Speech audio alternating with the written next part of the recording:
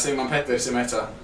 Dwi bellach wedi bod yn teithio efo Iesu Grist ers bron I flwyddyn. A heddiw yma, oedden ni yn Meseia Philippi. A dyma fo'n gofyn i'r gynulleidfa yna, pwy ydych chi'n meddwl ydw I?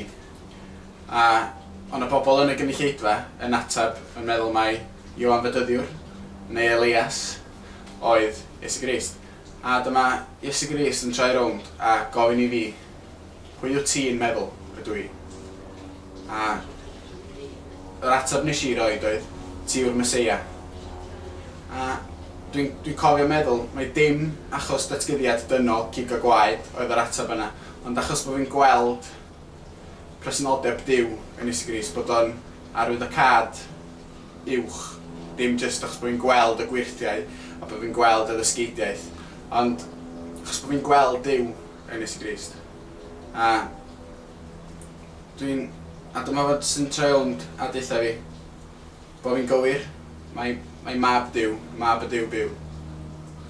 A dyma fo'n deud, dyma I ti allwedd i'r deyrnas.